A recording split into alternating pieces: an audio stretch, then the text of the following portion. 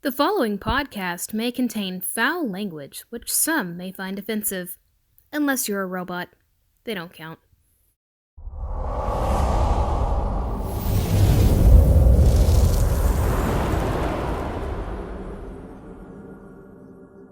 Hello, everybody. Welcome back to the Yin and Yang podcast, episode 27. As always, I'm your host, D-Pad.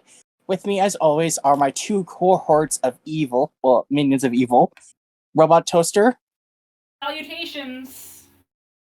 and YuyuKirby. Motherfucker, if you call me minion again, I will kick you from this call. Okay, duly noted. Duly noted. I thought I'd mix things up a little bit. You can't blame me for trying, okay? He doesn't want to be a minion. I'm not a minion. I'm the cohort. Cohort, she's the minion. Okay, fine. Why do you have to be the minion? Because you're the new one. Okay, well, as long as I'm not a Despicable Me minion. Nah, you're rabid. Oh. You're rabid. Oh wow, Okay. You suck. Okay. Alright, but anyway, welcome back, ladies and gentlemen, to another episode of the Yin and Yang podcast. We have quite a show for you guys tonight. Like last week, it was a real banger. This week, I think we've outdone ourselves again with a lot of topics to cover. So, to start things off, let's just chat. How have you guys been doing? Well, I mean, you could go first for this stuff. Oh, me? Alright. Oh no, I was more talking about him, but yeah, no. Oh, no, D-Pad can go first. No, ladies first. Yep. Okay, I can't argue with that logic. So I'm doing pretty well. That's good. I've been continuing to work out. You guys cared about that at all? Oh, that's good. Yeah, that's always You good. mentioned that in my server that you've been working yeah, out. I've mentioned a few times that I've been working out and continuing to lose weight. But in terms of I need to bring my ass to the gym. I need to bring my ass to the gym. No, well, not just your ass. You need to bring your whole body. I mean, what's True. the point of working True. out if it's just... See, that's the part of your body that you want to be big. It's a figure Toaster, of it's a speech. figure of speech. I know, but No, I think she knows. let me have my jokes. All Okay, right. fair enough. We'll give you the joke. Okay. Okay. Yeah, All no. right. I'm sorry. I didn't mean. Yeah. I didn't mean It's to do cool. that.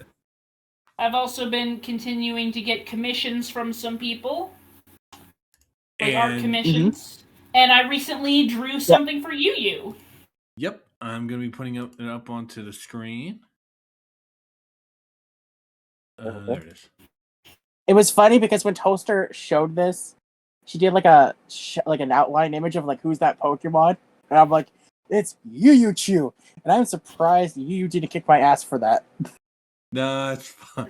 I was actually laughing at the fact that she did that. I was actually laughing at. I was too busy laughing at that, to be honest. Thank you. Again, but no, it's again, a really good picture. Thank you very again, much. Toaster, you've nailed it. You've nailed it with another banging art piece.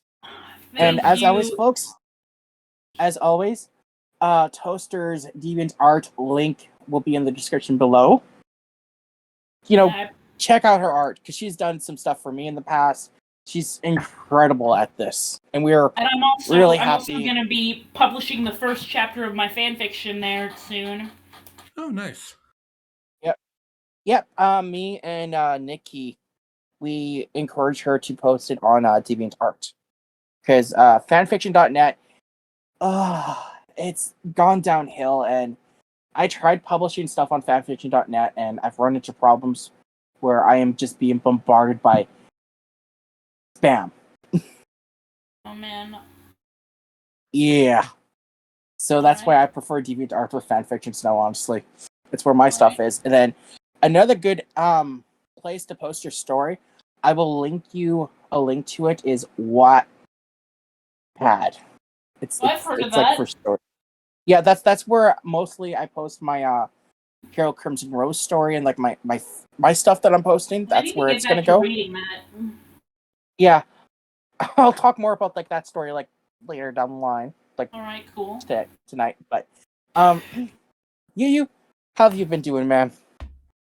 I've been doing mostly fine. I've been actually starting to put some of the commentaries I've done on the small little thoughts on games when I finish them that I do and put up in my Discord and a few others onto my backloggery. Oh, nice. It's a site that basically allows you to keep track of games you've beaten and stuff. I know. I just think it's a funny word. It is a really helpful. I'm gonna have site. to start using that site.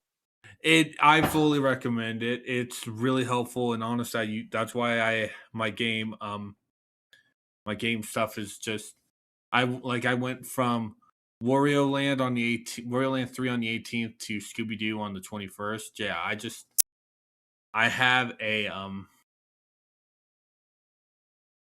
a lot of games I'm playing currently. Not a whole lot though.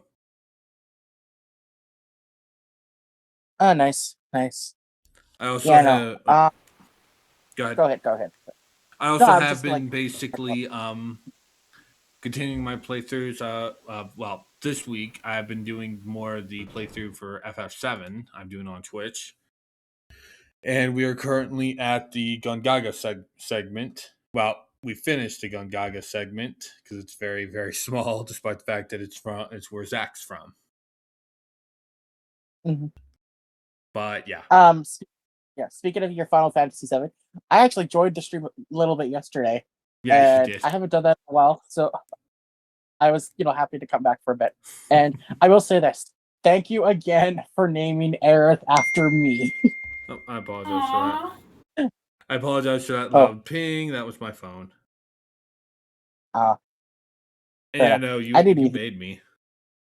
Yeah, and then you named Catsith, is it? Catsith. You named one. Yeah, sorry. Yeah, Wiggles, because you also made me do that too. Yes, and I'm surprised you just didn't question it. You're like, okay. Nah, it's fine. Yeah, I've been doing good. Stuff happening right now that I'm not gonna get into, but this weekend is actually my mother's birthday, so happy birthday, Mom! Happy birthday! Happy birthday, Yeah. D-Pad's mom. Yeah. We're taking her out for supper on Saturday, and then Sunday. She doesn't know this, but my brother's coming. So we're gonna surprise her again. It's gonna be good. Nice. Yeah. So streaming, how's that been going, Yuyu? Well, I mean, I already spoke about that. Well, yeah, that's true. And okay, you said you had something to share, but that will wait until I give my quick thoughts on the new song that Dr. Teeth and the Electric Mayhem put out. Because, okay, I know that it's just to promote the new series Muppet Mayhem, but this song has so much energy into it, and it feels like the Muppets are really back in a way. Because, like, the thing I like about the Muppets is always, like, the music, the songs and that. And this song feels right at home with the stuff that they have done in the past. And you can tell from the puppeteers' voices that they are really putting all their effort into this song. I really recommend you guys checking it out if you haven't already. And I am going to be giving my thoughts on the series once it comes out next week, I think, or the week after. I can't remember which day, but it's before I posted the thing about Transformers Toaster. All right. Yeah. Listen to it on your own time. Yeah. Listen to it on your own time. Yeah, there we go. But yeah. All right. So I don't know if I should be scared or not, but you have something you want to share, you? So an old friend is coming back for in the first time in a very long time on a video game. Who? You don't want to take a guess? Can I guess Tomba? Sadly, no. Sadly, no. Dang it. Sly Cooper? Also, sadly, no. But you were Damn it. closer with Tomba in terms of time. In terms of time frame, that this was a bit. This character was big in. I want to say Klonoa, but I could be wrong. No, he already came back, and I don't know if Namco's going to do anything with him. Sadly. Okay. But this character did have a PS1 game. Okay, PS1 game. I want to say Glover, but no, No, because they're already doing a port of Glover. No. I'm stumped. Inspector Gadget. Are you Is it a freaking cartoon serious? character? Yep. Inspector Gadget Mad Time Party Are you has serious? been announced for PS5, PS4, Switch, and PC via Steam. It is a upcoming party game for one to 4 players coming this fall. Basically, Metro City's fallen under the control of Dr. Claw. In order to save the city, Gadget must use a time machine to go back in time. Unfortunately, the machine breaks down and the Inspector's ancestors are teleported to the present. Explore Metro City and confront Gadget's ancestors to recover the missing parts of the machine. It's basically a minigame collection, but with a more single player-esque focus. Okay, that's actually interesting. Yeah, it is a really interesting idea. It is being made by the publisher Microids.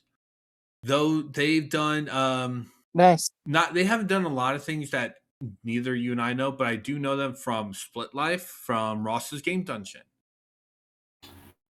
I'm trying so hard to think of a go-go gadget joke to make right now, but my mind is coming up short. But I also go ahead. No, go ahead. No, I was just gonna say I'm looking up like the info and like the soundtrack for the game is being produced by the daughter, of Chalopin, daughter of the creator of Gadget.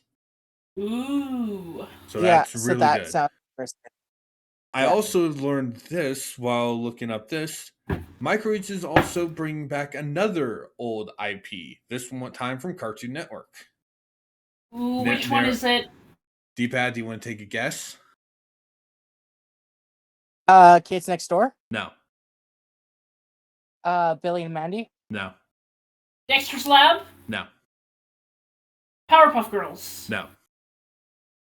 Ed, Ed, and Eddie? No. Chowder? No. Totally Spies. That's a Cartoon Network show? Totally Spies? When we got it, it was on Cartoon Network. I know, but it's not a Cartoon Network original. Yeah, it's not a Cartoon Network original, but it's still kind of a Cartoon Network show. Yeah, I guess it did technically air on Cartoon Network, so yeah, but Microids is also doing the same thing for Totally Spies on the same consoles, which is really weird. So I'm wondering if basically it's going to be similar to the Inspector Gadget game, or if it's going to be a completely separate game. Totally Spies will be out next year. So they seem to be focusing more on Gadget this year, which that's fine. All right. That's fine. Okay, speaking of Totally Spies, it is apparently being revived on Cartoon Network and Max. Interesting. That probably explains why it's getting a video game. Time to introduce another generation of kids to a lot of fetishes. Okay, truth be told, I guess it did admittedly introduce me to some fetishes. Don't tell my parents I said that. Know what's really interesting? You guys want to know what's really interesting? Go ahead. I guess so. The creator of Miraculous Ladybug, he actually worked as a storyboard artist on Totally Spies. Wow. That makes too much sense. Yeah. And he's actually the one that announced the show's comeback because he's coming back for it. Oh, he's going to come back and work on it. Goody. Wow. Yeah. Maybe that's another retro show I need to marathon. Okay, and yes, to answer the question before, Cartoon Network, while it was produced in Canada, it did air in the States on Cartoon. Sorry, Totally Spies, not Cartoon Network. Totally Spies aired on Cartoon Network in the States, while for Canada, we got it on Teletoon. our station. We got it on Teletoon and YTV for a bit before they moved it to Teletoon. Yeah. And this is a show that I remember watching, aside from Martin Mystery, which was another show also created by the same people. We had a little bit more weirder for the fetishes too. Yeah, I never understood. I always thought it as a kid that like Totally Spies and Martin Mystery made by the same people, but yet they aired Totally Spies on Cartoon Network and they aired Martin Mystery on Nicktoons Network. Yeah, it's really weird. Confusing. Especially considering how they also had crossover episodes. Oh yeah, I remember that, and I'm like, what the heck is Martin Mystery doing here? Oh, okay, just one. They only had one. They only had one crossover episode, Totally Mystery Much, and of course you have Sam, Alex, and Clover. They're all kind of going boy crazy over Martin, and it turns out that he doesn't want to go out with Sam because Sam reminds him of his stepsister Diane. Sam's the best one. Well, I mean, okay, exactly. I mean, like compare Diane and Sam. It's kind of basically the same character. Come on, like I mean, Sam's the best one. Clover's the most annoying, and Alex is just kind of there. Alex is the tomboyish one. I mean, like as a kid, I always knew like, oh, Sam is the smart one. Clover is like boy crazy and full of herself, and Alex always just seemed like she was just there to me. Like I had no idea what her personality actually was. She was the airhead. Yeah, all of them are airheads. They're Valley Girls. It comes with the territory. But okay. Speaking of Martin Mystery, quickly, that series is actually based on a French comic book, and the comic book is a lot different from the actual show because in the comic, Diane and Martin aren't actually related. They're actually a couple that was engaged. Oh wow! Seems like a weird change to make. It is, but I can see why. Like, I guess, like, probably the TV producers wanted this changed. Yeah, and it's not the only time a show's been changed from its comic form. Looks at Ninja Turtles. I mean, hell, Shredder dies in the first issue. Some of the changes that the comics made were for the better. I mean, well, I at least assume by D-pad standards. I mean, let's be real. How many of us would recognize the Turtles if they were all wearing the same red bands? True. Okay, I'll share about because like next month is May, which I'm starting my Turtle Mania segment for the podcast, and I will explain for the first segment why they changed from like the red headbands to like the colors. Mm-hmm. It's actually a funny story behind that. I thought it was to help people recognize them better. Well, I'll explain like next week, okay? Okay. All right. So yeah, shall we start the podcast? I mean, we've already started it. Yeah. True. We're kind of in it. All right. Yeah. Shall we continue the podcast? Yeah, a little bit of sad news to start things off. We lost one great person. The other, I don't know how you guys feel about him, but Harry Belafonte. He was a singer and an actor, and most notably, people know him because of his song Deo, the Banana Boat song, which was used in both the Beetlejuice movie and its Broadway play. I remember Harry Belafonte from his guest appearance on The Muppet Show, where he actually performed that song for the first time, and he told Fozzie that he hasn't actually performed that song before, and this was like the first time he's actually performed it live. He wanted to do it for The Muppet Show. I think I remember you telling me about that. Mm-hmm. And then I love Harry Belafonte on The Muppet Show because that is pretty much one of the only episodes where it doesn't close with the actual Muppet Show theme. It actually closes with Harry's final song for the episode, Turn the World Around, which he actually performed that song again when he was part of Jim Henson's funeral. He actually performed on stage for the funeral. Him and Jim had a really good friendship, apparently. So he collaborated with the Muppets a few times afterwards, and then that was it. So I'm really gonna miss hearing Harry Belafonte. Like, I mean, I can still hear him. It's just gonna be a little. You know what I mean? Yeah. You're gonna miss him. You're gonna miss knowing that he was alive. Yeah. Yeah. And then the other person that passed away, I found this out today, was Jerry Springer.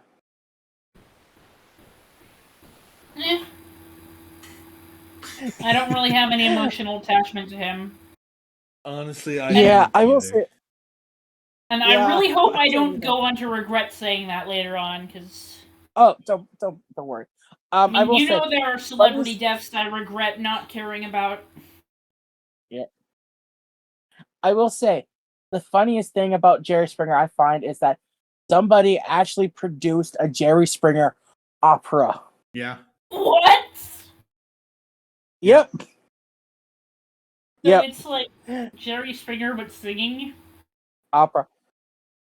I will link it to you after Toaster, and if you watch it, you can give us your thoughts next week. I mean, I barely know anything about Jerry Springer, so I'm going into this blind. Oh, it's all fictional. It's all fictional. It's all funny. Like it pokes fun of Jerry as a person, and it pokes fun of his show. Okay. So yeah, there's that. But I mean, again, I think I remember Jerry Springer the most is from his cameo from The Simpsons. Granted, it was one of the trios of horror episodes where it turns out Homer is not Maggie's actual father, it's Kang. And then Kang and Kodos decide to start vaporizing the audience, and then he kind of talks to them, and then Maggie attacks him, and he's just swearing at the baby, and they end up vaporizing Jerry Springer. I remember that. That was just hilarious. Alright. I love that the aliens in The Simpsons are named Kang and Kodos. I assume you guys don't get the reference. I think I do. I don't remember it off the top of my head. Tell you later. Alright. Yeah, please tell me later. But yeah, okay. This other little bit of news. Apparently, Wizards of the Coast, as you pointed it out. In a much better way. I'll handle this. Yeah. Better way. Go ahead. So apparently, Wizards of the Coast sent the Pinkertons to a guy who while opening some Magic the Gathering cards, revealed a brand new card. The Pinkertons, a mob anti-union force. What? Yeah, they sent a mob to this YouTuber because apparently he had received the wrong he received a pack of cards that were they weren't supposed to be released yet. And he didn't know about this until after he had done the video, and rather than asking him nicely to can you please give the cards back, he sent a mob after him. Yeah, considering the stuff that behind Wizards that occurred, and considering the stuff from the D&D stuff that occurred, I want to say about 2 months ago, right? 2 months ago, or was it 2 months ago? What? It was it was actually a month before the D&D movie. Yeah, because you had people. Yes, you had people already trying to boycott the movie. Yeah, a month and a half ago. And that stuff. 2023 is not looking like a really good year for Wizards of the Coast. Does that mean we can't play D&D anymore? Oh no, we can still play D&D, Toaster. Me and Toaster belong to a D&D group, and I believe our DM had said we're gonna still play no matter what. Things just things were gonna change, but because Wizards actually backed off because you had the mob that is the D&D fans after Wizards.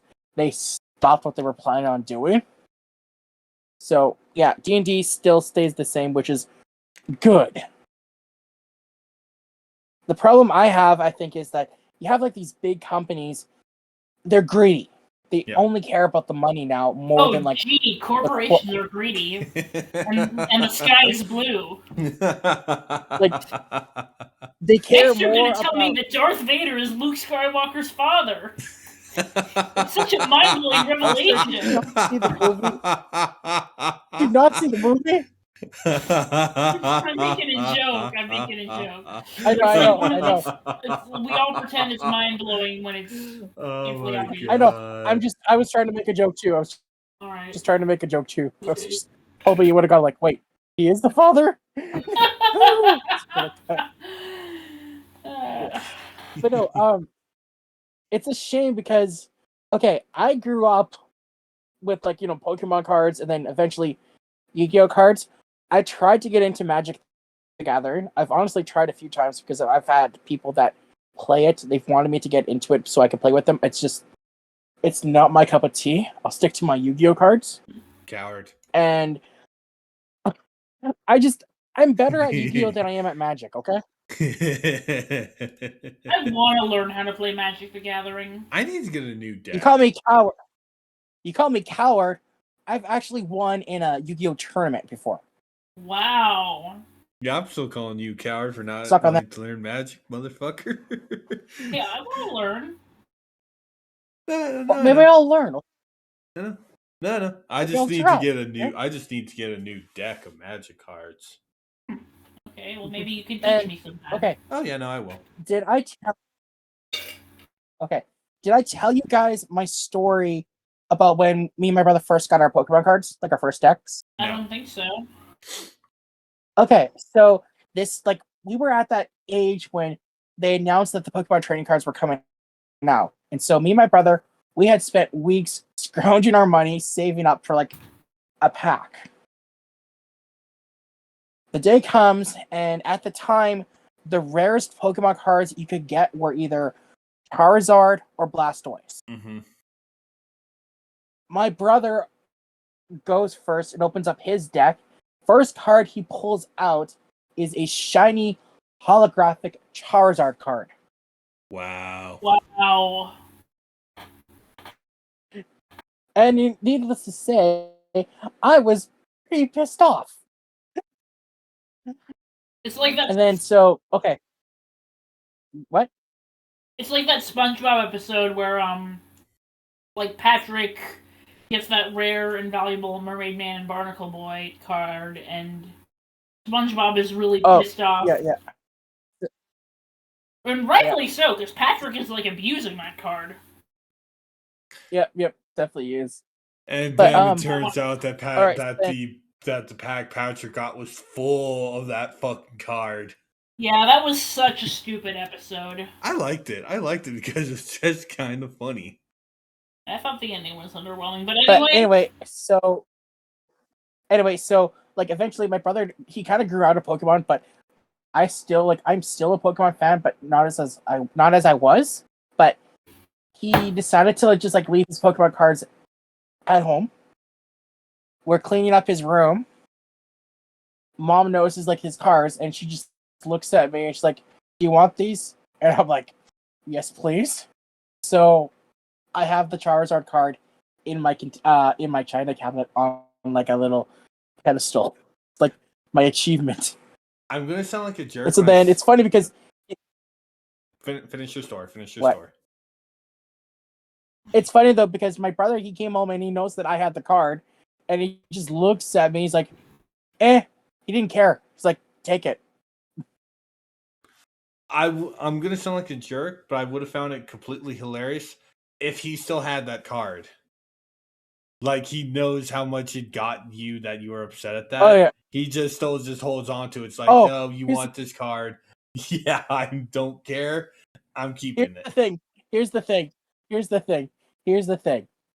After he had given me his blessing and told me I keep the card, he found out through another friend how much this card is worth now. And so he hates And so you. he tried to take the card back. He tried to get the card back, but Mom's like, no. You told him that he could have it. Leave him alone. That's the first time I've actually gotten a win over my brother, which I love. Wow. Yeah. But yeah, Wizards, this isn't how you treat your fan base. Nope. Like, who in their right mind would send a bomb after someone? Stupid person? Yep. True. All right. Well, moving on to our next topic, and this is something that you brought up. Apparently, the Lord of the Rings Gollum game is charging for language DLC. The Elfish language. Yeah. So if you want to hear the characters speak in Elfish and that stuff, you need to pay. Seems That's like really such a random thing to pay for. Yeah. And I say this as someone who knows nothing about Lord of the Rings except for a really stupid song. Bilbo Baggins. Yes! Well, Believe me, I now would end the Deepat's gonna podcast with force song you. if I could. Now Deepat's gonna drag you and Nikki to watch all the Lord of the Rings movies. Nah. Nikki's already expressed an interest. She doesn't really want to watch them, so. I can get into it. For sure. Alright. Okay. That's what we gotta do. We gotta have a movie night sometime. Just us. Just yes. Yeah. I don't. Okay. Apparently, the reason why they're charging it is because apparently these voice actors are really talented in this language. Yeah, it's And like apparently they cost like way too much. I don't know. it makes sense to do it, to be honest, but it's still a little bit scummy. It completely makes sense, though, considering the fact that you're having the voice cast basically just basically learn an entirely new language. So it's like it's shitty, but what can you really do? I guess that's some pretty sound logic.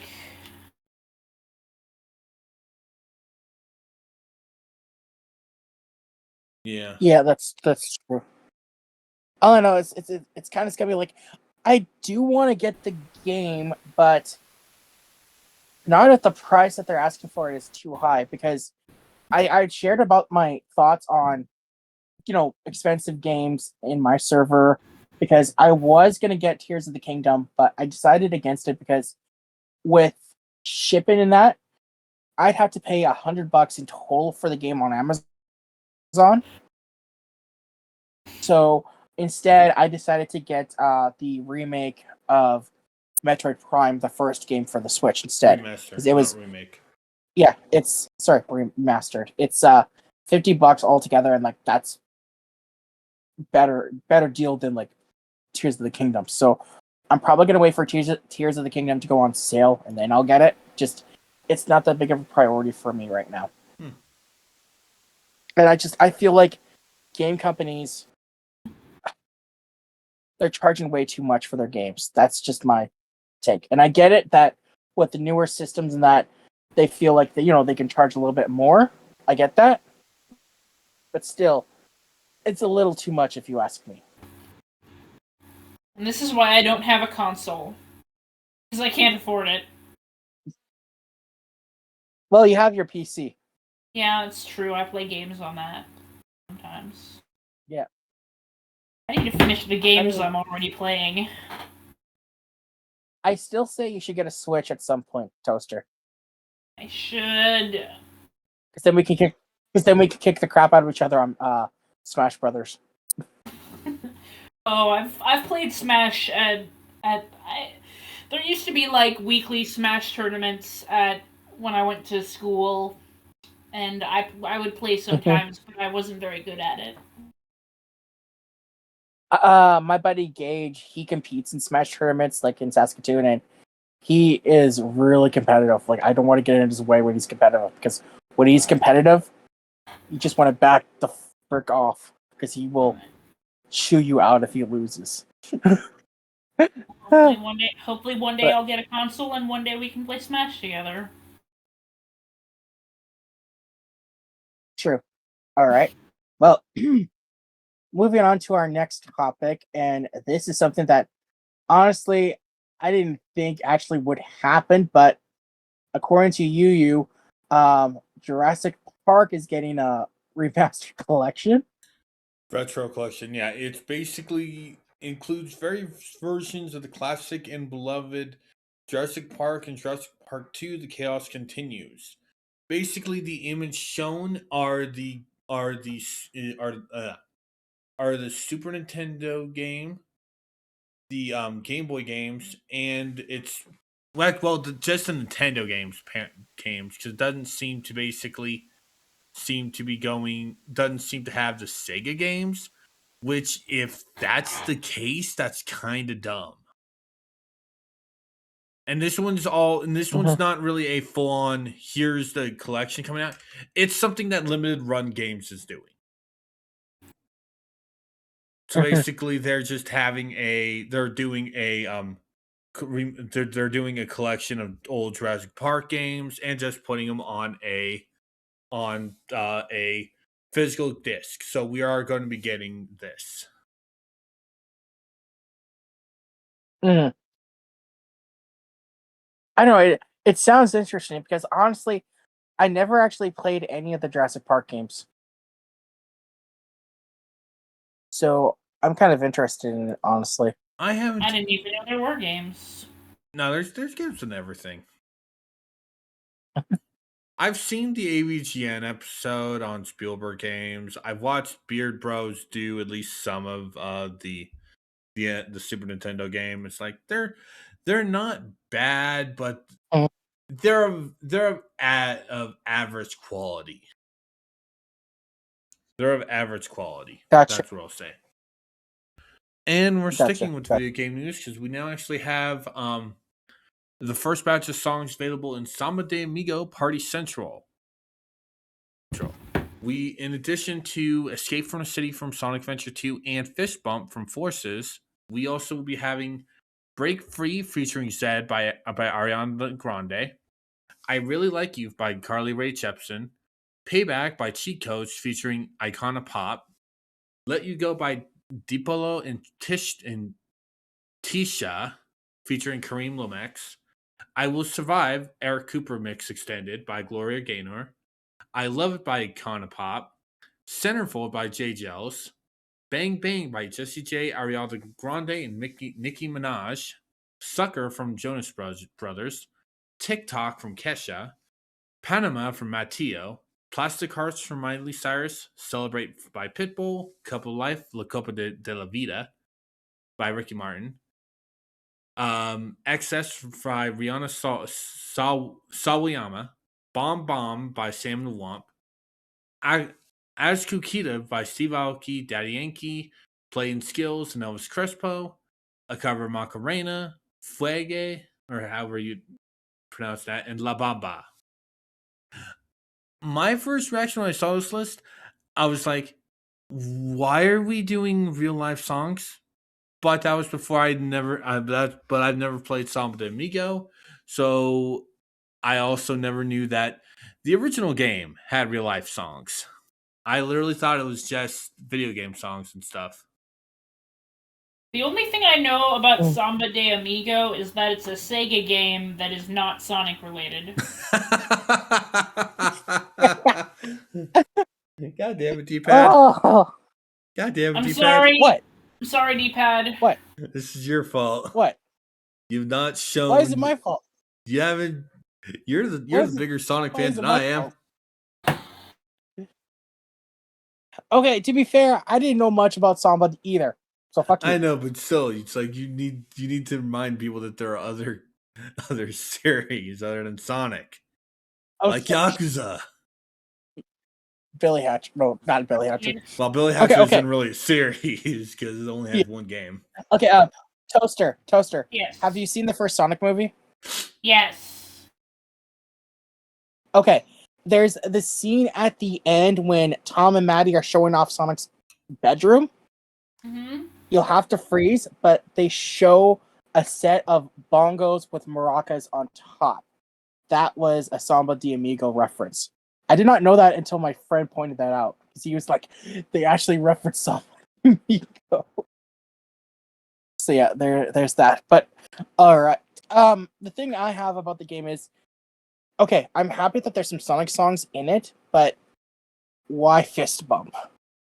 I mean, Fist Bump's why a not good something song. else? Fist Bump's a good song. It's a good song. It's a good song. But honestly, I would have liked some stuff from Sonic Frontiers, like who's to say that they're not going to have any who's to say that they're not though? Like, frankly, I think that Sega's not stupid. They're going to basically have Sonic Frontiers boss themes in Samba de Amigo. They're not stupid. True. All right.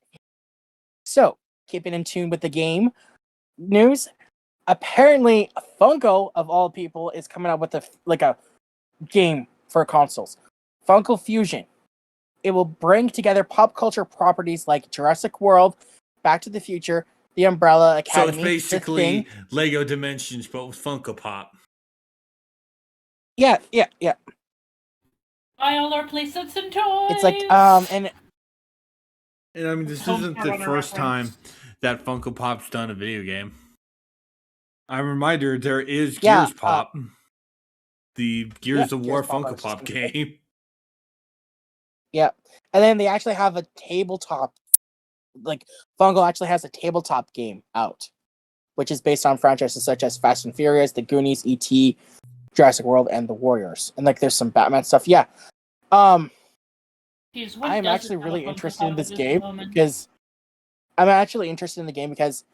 I saw the mini trailer and it looks silly and goofy, kind of like the Lego Harry Potter games, if you will. And the team behind the game is created by former members of Traveler's Tales, the team behind like the Lego games. So I think it's safe to say that this game could be good. But the thing that sucks though is because it's being paired with Universal, and they're only using like the Universal brands for like the Funko figurines. So I kind of hope that we get more stuff. Yeah, that does kind of suck. I mean, hey, Shaun of the Dead's in the game, so that's the movie I need to see. Really? Such a good movie. God. Then they have to add the others. I was reading the list. Series. They have to add the other movies in that series. Yeah, I was reading the list until you cut me off, dude. Child's Play 2, Masters of the Universe, and Shaun of the Dead. Like, those were the only ones left. Wow. Why? So here's hope. Play. Because it's a murderous Universal evil doll. Exactly. That's exactly why I'm saying why. It's like. No, because, like, think about it. I mean, that's an evil toy. This is a game about toys. True, but it's like. Frank? It's like. I think it's because. People are still coming fresh off of the Chucky series, so they want to kind of keep the hype train going. Didn't that reboot happen like 2 years ago though? Oh, it's still in like there's still a season 3. It's a show. Oh right, yeah. Yeah. Cult of Chucky. I forgot that was still. I forgot that show was still a thing. Yeah. It's actually really good. But all right, so you brought this next little bit of news before we actually recorded, and just when you think we're free from like bad Winnie the Pooh movies, we are about to get suckered in again with a R-rated Christopher Robin movie. Yeah, why? Because God damn it, it's like, I mean, I will admit, I respect this a lot more than I'm just going to turn the suit, going to turn Winnie the Pooh to a murderer. Why did you make the director sound like a redneck? Because I'm sorry. It's an idiot. No, it's just I just think it's funny that like redneck seems like the furthest thing away from Winnie the Pooh. Yeah. But yeah, I respect this a lot more than that because at least this seems to be going by in terms of an R-rated. It seems from the concept, it seems they're more going to a comedic style. That could be promising. Yeah, because basically the logline for the project is Christopher Robin is a disillusioned New Yorker navigating his quarter-life crisis with the help of the weird talking animals to live beyond a drug-induced portal outside his derelict apartment complex, the 100 Acres. Okay, why do all these like adult Winnie the Pooh movies have to like some kind of? Why do they all have to make Christopher Robin grow up? I mean, I know that like the whole point is that you have to leave childish things behind, but where was I going with this? I'm just saying, like, why do all these Winnie the Pooh movies have to be adult? I mean, it's like, again, I respect this a lot more than Blood and Honey. Yeah. I do. Definitely. And keep in mind, Toaster, Disney already started this trend with Christopher Robin. Oh yeah, I actually didn't see that because I just couldn't fathom the idea of an adult Winnie the Pooh. You want to know a funny thing? I guess. Oh, this is a series. This is a series, by the way. Oh, it's not a movie. I thought it was a movie. Yeah. Nah, I did too, but yeah, no. You want to know a funny thing about the Christopher Robin movie that Disney did? That movie actually came out on my birthday. Oh, that's nice. Wow. Yeah. Charlie Kesserling from Foreign Relations, most likely to, wrote the script for the project and will executive produce. Conrad Vernon, Shrek 2 and from Shrek 2 and Sausage Party, will be directing the pilot and executive produce.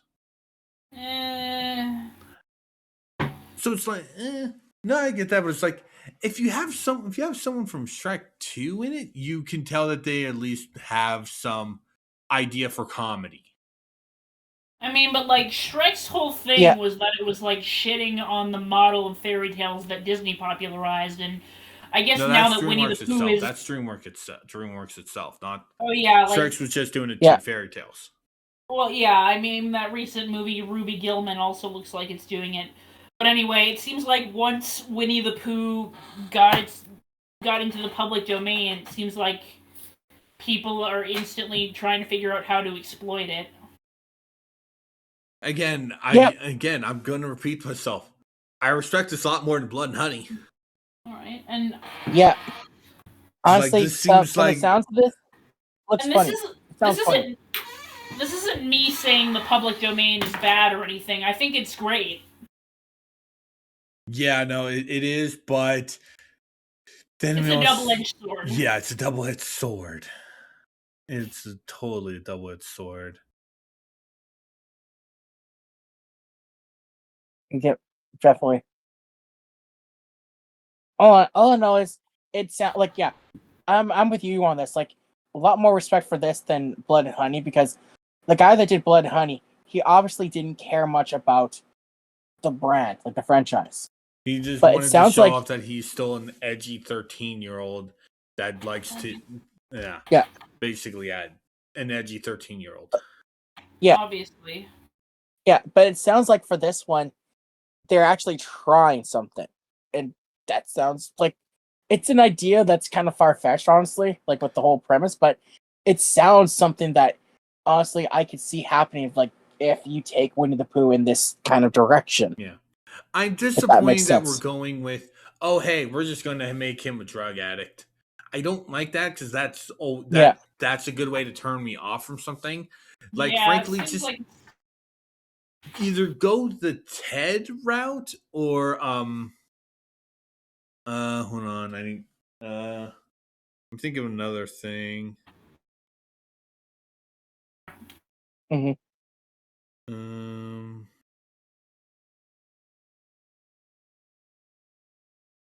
On FC. Let me type. All right. So while Yuyu is Wilfred. looking that up, Wilfred. Yeah, Wilfred. yeah. Either That go. Wilfred was a good. Either do one of those with it, not just hey, here's drugs, because drugs are funny. It's like, drugs are bad. Okay. I'm not gonna say drugs are bad. It's like if you want to get high, you can get high. I'm just doing the Mr. Mackey thing. Yeah, no, true. It is always a good one. Not everything needs to involve drugs, though. It's true. You have to have drinking in there too. I'm kidding. It's and sex and swearing. It's all the classic adult stuff. It's overused. Yeah, it's definitely overused. All right, so again, you brought this up again. Apparently, Paramount is finally starting to develop a new Transformers animated movie. Yep. And we have our voice cast for it. Yeah, we have Chris Hemsworth, Thor as Optimus Prime. Brian Tyree Henry. I don't remember who he is. I have no idea who that is. I'm going to look it up. But yeah, he's going to be Megatron. Scarlett Johansson is going to be voicing Elita. That's probably the human of... I think Elita is actually... Yeah, I think Elita's a human. Keegan-Michael Key will be Bumblebee. John Hamm will be Sentinel Prime. Okay. And Lawrence Fishburne will be Alpha Trion. Okay, I'm happy that Lawrence Fishburne's in this one. Yeah.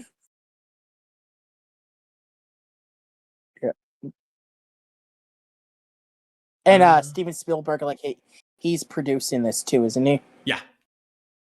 Even Spielberg and Transformers. Those are two words I never thought I'd hear in the same sentence. Mm-hmm.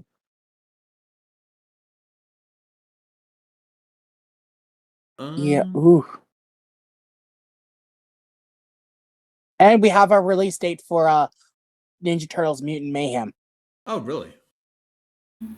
August 4th. The animated movie you told me about. Oh, nice. Yeah.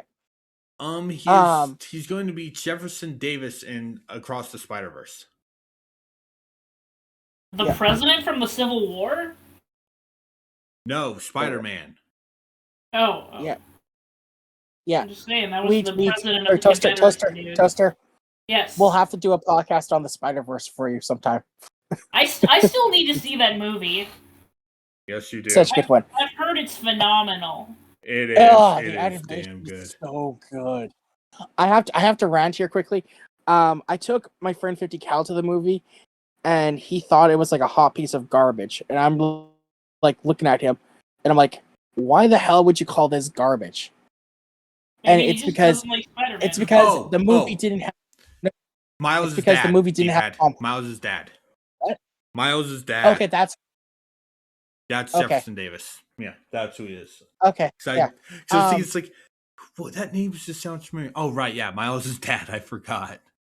Okay, Sorry about that. Yes. Seems So really as weird I was saying, hang on. I asked 50 Cal, how come you dislike this movie? And he just looks at me and he's like, because Tom Holland wasn't in it. And I'm like, what? The concept for the Spider-Verse is that there can be more than one person behind the mask. This is like that case. How could you not like Miles Morales? And I mean, also, okay, I'll finish your story. I'll let you finish. I'll let you finish. I was just saying, I was just gonna say, I told him, people for years have been wanting to actually see Miles get some form of representation outside the comics, and this movie did that. So then I just smacked him on the head and I called him an idiot. Damn. Okay. Did you take him to see it before No Way Home or after? What? Before what? No Way Home.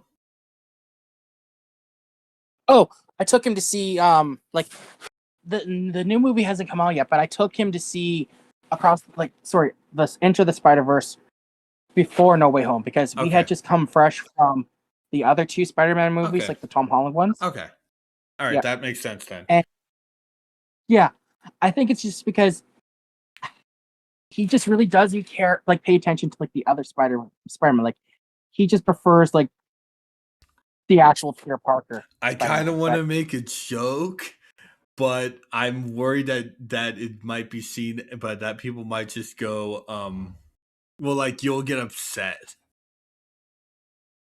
Okay, now that's making me want to hear the joke more. D-Pad, can I say the joke and you promise not to get upset? Oh. What is it? Introduce him to Jessica. I don't get it. Spider-Woman. Oh. That's the first name of Spider-Woman. Oh, why are there so many Spider-Mans? Or show him Ghost Spider. Why would I be upset with those? I actually like them. I'm actually happy that Jessica is actually in the movie. I know, but still, but it's like I'm just a little bit worried. Or show him Ghost Spider. Or show him Ghost Spider. Yeah, Gwen Stacy. Who's in the fucking movie. Yeah. Also, an interesting note I do. Go ahead. An interesting note I do want to point out about across Spider-Verse. The time difference between the first enter and across is exactly a year. Yeah. And we have Mayday in it. Yes, for those of you that don't know, Mayday Parker is Peter and Gwen and MJ's daughter. Who eventually becomes Spider-Girl. Yeah, and she's in Across the Spider-Verse. Granted, she's a baby, but Spider-Man. She still looks adorable. There's adorable. Too many Spider-Man! Then don't watch Across the Spider-Verse, Toaster. Okay. I'm just making jokes. I have no idea how many Spider-Men is too many Spider-Men. When we reached Spiders-Man, that's too much. Oh God! I think one of you told me about that. Yeah, spiders. For those of you that don't know, Spiders-Man is a hive of a colony of spiders that basically thinks they are Peter Parker. He's literally a man made of spiders. Okay. That is Since we're talking about really scary to some people. Yeah. Okay. I'm gonna say this quickly before my other news, but since we're talking about Spider-Man and that, I remember from the second Spider-Verse crossover, Spider-Geddon, they were monitoring like the different versions of Spider-Man on these monitors. And there's a Spider Cop, and they had Insomniac Spider-Man, and it's like there's a Spider Cop. Yeah. Oh my God. I'm so happy. I'm so happy right now. And I love that. Words cannot conceive how happy I am right now. I love that. And I love that.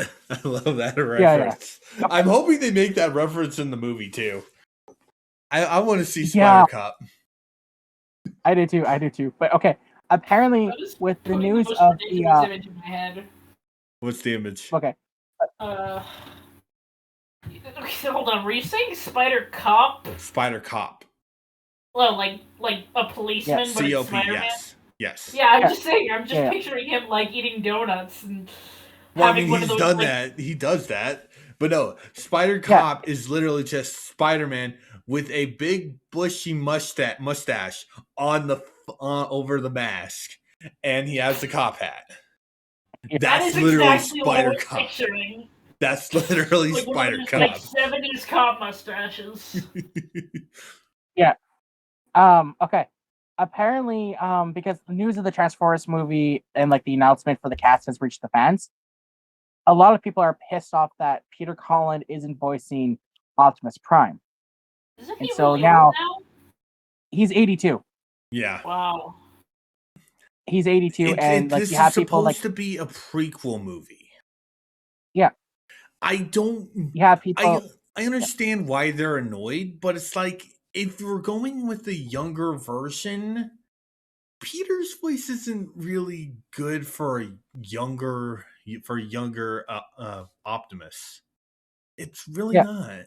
Plus, Peter's already busy doing the new Transformers live action movie. Yeah. Yeah. So it's like, yeah, he's doing also that one. busy He's with doing that. that So one. it's like, They're still doing the Bayformers. yeah. I thought And people hated those movies. it doesn't mean that they still can't. Like, I mean, people hated Indiana Jones 4, and hey, we're getting Indiana Jones 5. Alright. Yeah.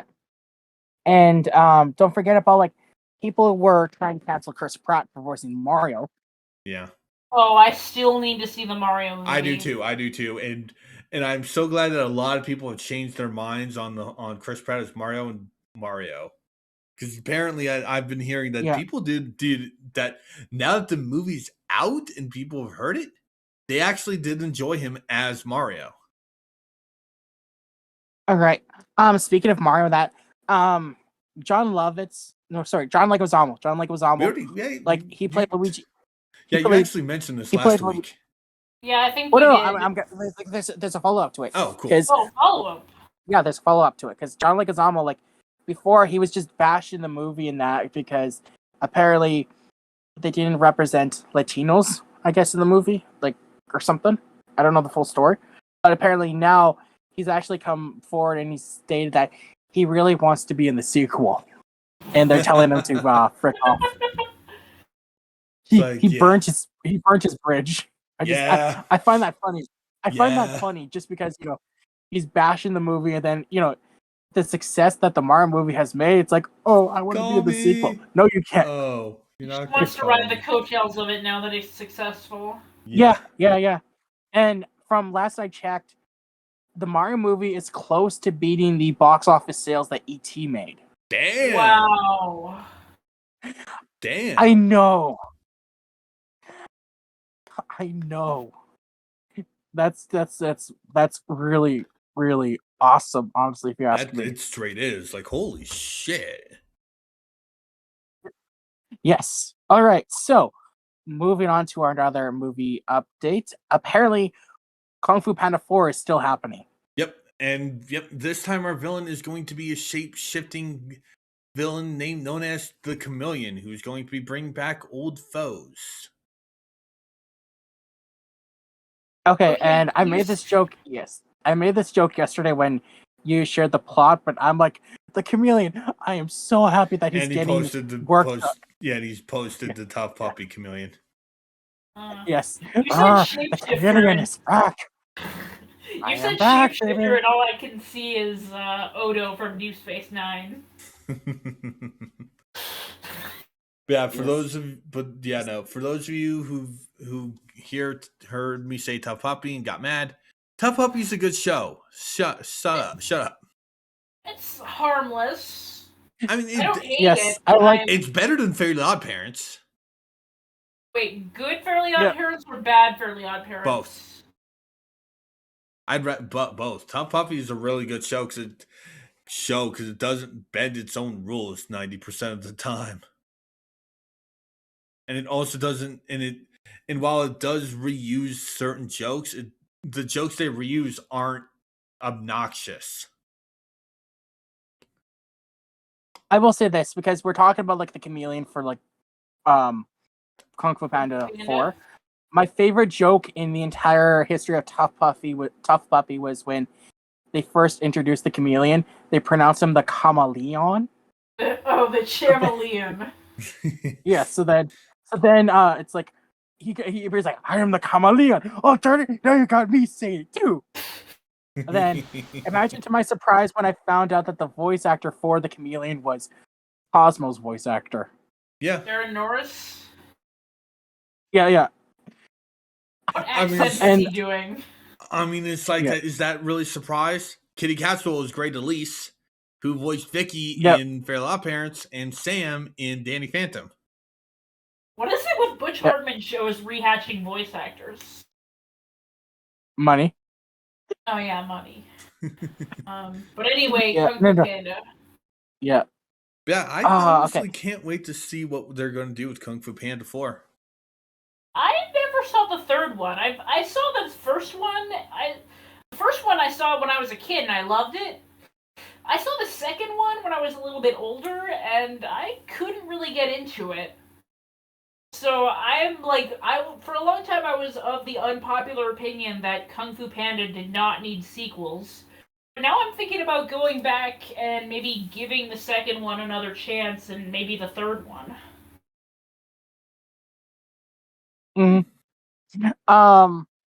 Funny thing about Kung Fu Panda, like when the first one came out, me and my friends, we used to run around going like skadoosh to each other, trying to like blow each other up. And it's funny because our moms would be like, "What the hell are you guys doing?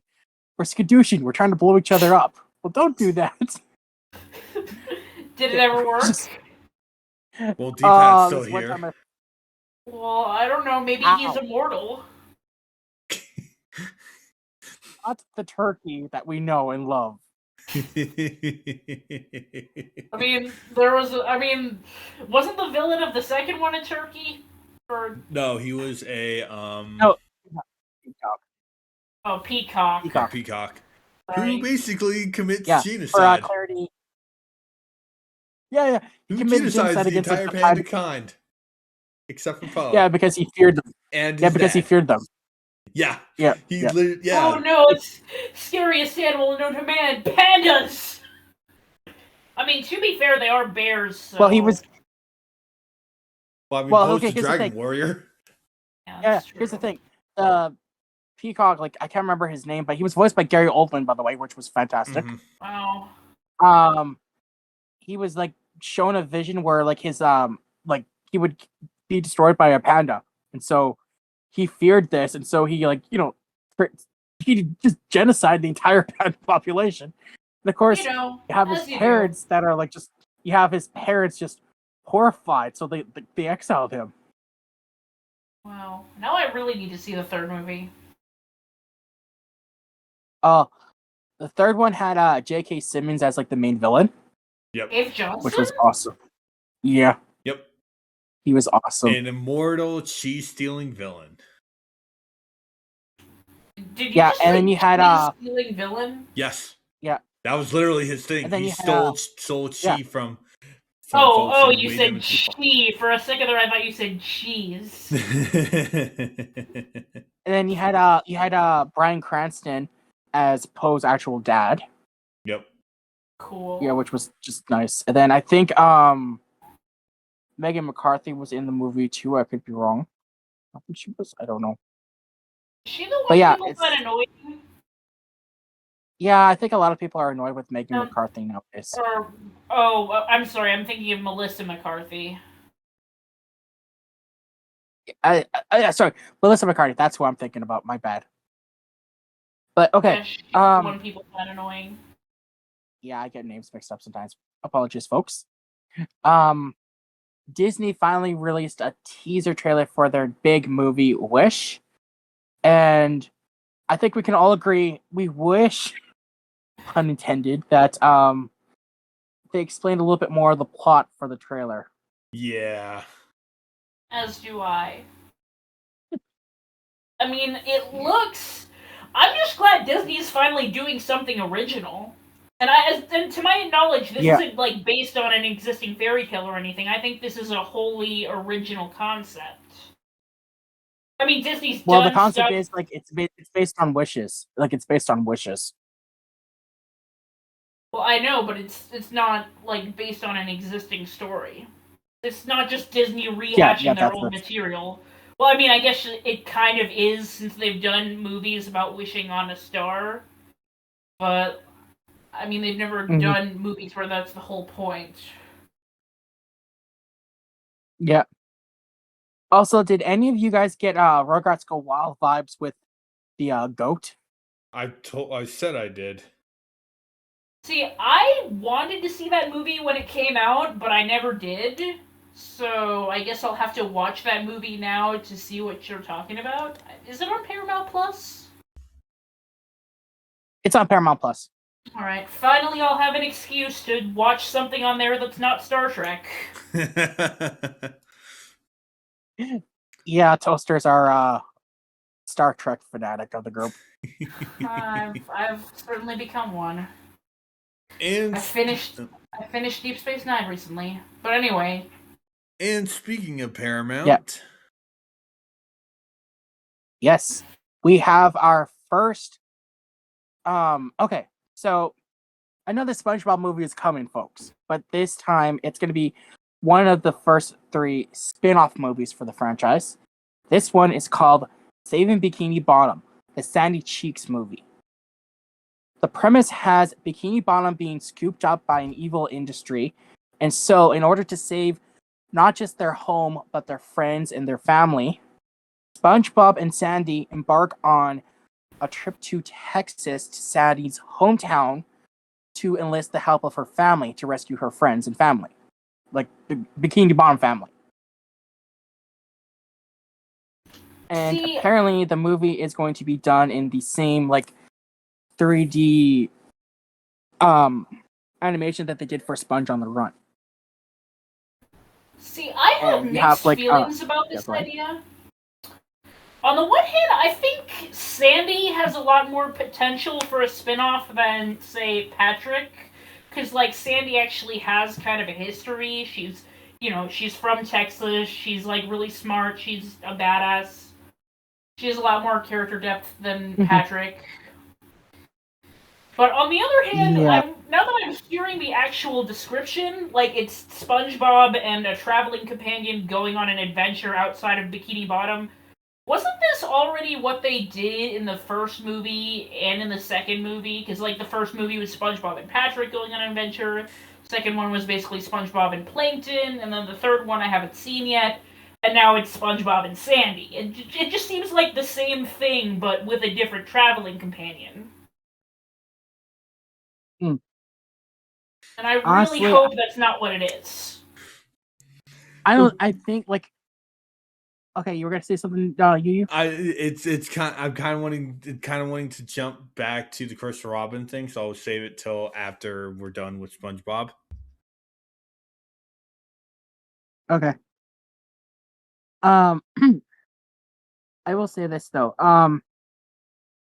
I think Sandy is honestly, aside from SpongeBob and Patrick, I think Sandy's more of a favorite amongst the community than Patrick is, honestly, when it comes to SpongeBob's friends. Yeah, especially considering with Patrick we have episodes like Squid Ink.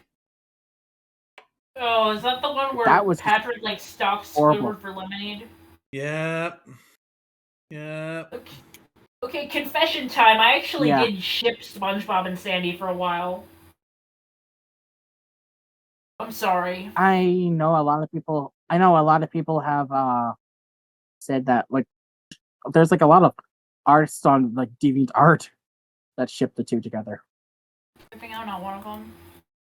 So there's something wrong there, but I think that this movie could actually be really good. I mean, hell, it's in my opinion. It's an entirely new idea compared to Sponge on the Run, which was just Gary come home. But with Keanu Reeves' magical tumbleweed. Yes. The first time I saw the trailer for that, I actually didn't know it was Keanu Reeves. I legit thought it was Jesus or something. Well, I mean,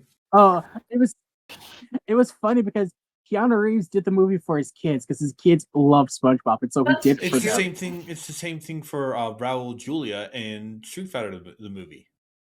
Did it for his kids? Yeah, he did it for.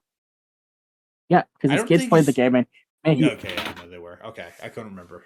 Yeah, it's a really sweet thing when a star wants to do a thing, even if it's going to be bad for their kids. Aww. I mean, that's why Trey Parker was in Despicable Me 3. Ricky Gervais. Yeah, he did that for his kids because his kids love the Minions. Yeah. Ricky Gervais, he did Muppets Most Wanted because he has for years wanted to do an actual project with the Muppets, and they could never actually figure something out. And so they came up with this movie, and I guess he was one of the first people that they actually contacted, and he told his agent to cancel his other employments because he was auditioning for that movie. I never really liked Ricky Gervais. I like him. I mean, I liked him in the show he did with Carl Pilkington and Stephen Merchant, but it wasn't really funny because of him. It was funny because of Carl. And Stephen. Yeah, and Stephen Merchant is great. Yeah. That But was like a Ricky show. Gervais was like the weakest part of the show for me. But anyway. Mm-hmm. All right. So this is a comment I saw about someone reacting to the Christopher Robin series. Sounds like someone read one of those, no, really, the Rugrats are all dead in Angelica's mind fan theories and decided it was the coolest thing ever. I have never liked that fan theory. No one does. No one fucking does. Especially because there are Rugrats episodes without Angelica in them. So how do you explain those? Was Angelica just making stuff up about them? Yeah, people are stupid. Yeah. So are we. True. We're not that stupid though. I mean, well, at least we're aware of our stupidity. Okay, yeah, well, that one I'll give. All right, yeah, so do you want to go on to the last thing, or do you want me to make you guys hate me? Let's go on to the last thing first, and then, well, maybe we'll do your thing first, and then we'll do my thing first. Sorry, we'll do my thing after, just to leave the podcast on a good note, maybe. Are you sure? Okay, maybe we'll save your thing for last. All right. I can swear.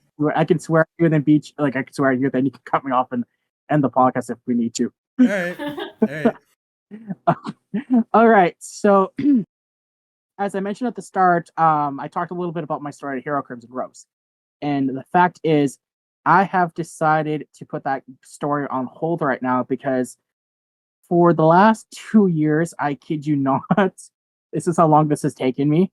I have been working on my actual story series with my actual character Belle, and this is an idea that I was originally going to do with my former friend Soul, but since the friendship kind of fell apart, I want to say that Nikki and the rest of the group, Yuyu and Toaster, they've been really supportive with this. They've been helping me with this. I'm going to continue on with this story, and I am starting to do a major arc for Belle, and it's a crossover with an anime that I love to this day, and I will still watch. I don't care how many people tell me that I'm too old for this. I am starting an arc with elements from Sailor Moon in it, and the arc is called the Moon Kingdom arc.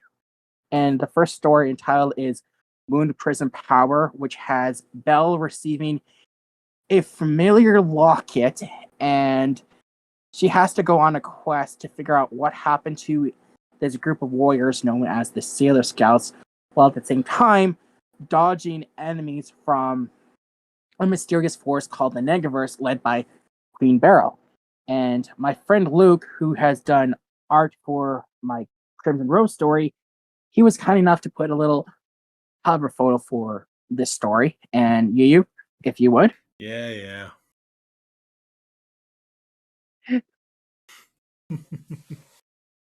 Oh, take that tone with me, young man. So yeah, let me know when you have it up on the screen. No.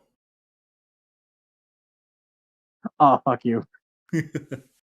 So hopefully it's up on the screen so you can see. Yeah, this is the art that I'm doing for the cover. I'm sorry, I'm stumbling over my words a little bit here, but yeah, I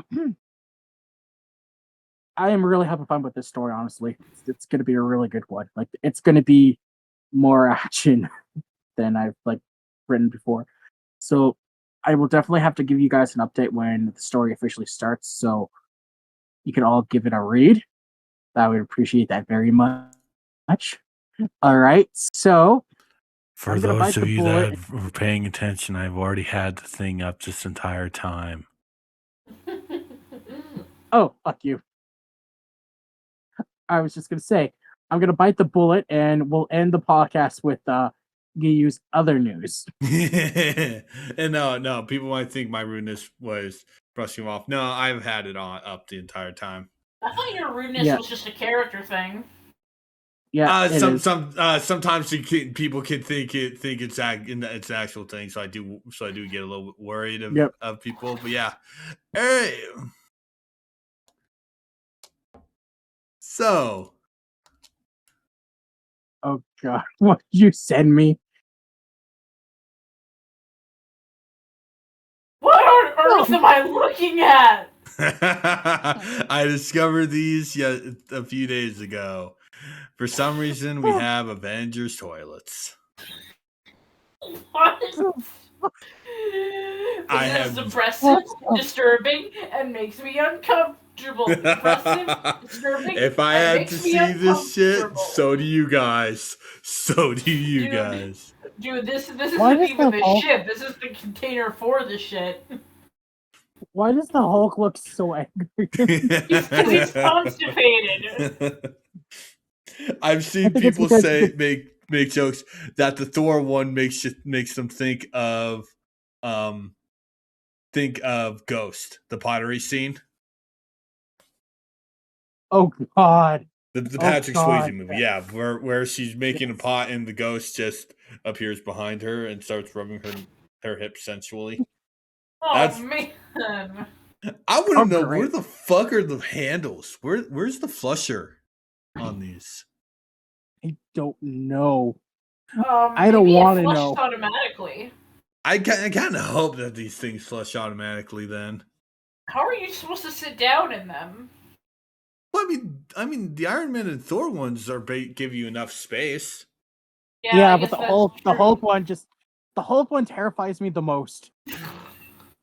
Yeah, because it's like, why the hell do we have to have him leaning? Well, he looks constipated. That's why he's angry. He's constipated. Why is he so veiny? Because that's the Hulk. Oh, okay. I mean, I thought he was supposed to be all muscly, but I didn't realize how veiny he was. He can also be veiny too. But yeah, okay, no. I'm sorry, Hulk. I went from basically giving D-pad joy to basically to heartbreak. Oh, I wouldn't say that's a heartbreak. Just know that I'm gonna have to get you back. I'm gonna have to get you back, you bastard. Good. That's and you're welcome, chat. You're welcome, viewers. You are absolutely welcome. And watch as our membership goes down the tube now, thanks to you. I went to face cam to give a thumbs up, and I accidentally popped to my Twitch channel. But now we're back on Yin Yang. God damn it. Well, with that being said, I guess that's the perfect time to wrap up this week's podcast. As always, ladies and gentlemen. What a big finish. Yeah, fuck you. As always, if you happen to like the video by any chance, please give us a thumbs up. Subscribe to the channel for more future content. Comment. Be sure to join our Discord server. Link for that will be in the description below. Be sure to check Yuyu's stream. He streams every Monday and Wednesday, and occasionally Friday. Yeah, occasionally depending on if we're actually able to get a buffer of episodes for Split Screen Squad.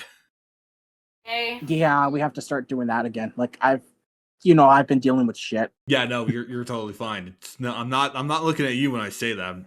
I'm not looking at you when I say that. I remember. Yeah. Toaster's Deviant Art will be in the description below. The link for that. Sorry. With that being said, ladies and gentlemen. Ladies and gentlemen, this has been the Yin and Yang podcast. As always, I've been your host, D-Pad. Later days. I've been YuyuKirby. Take care. And I've been RobotToaster. Have a good night.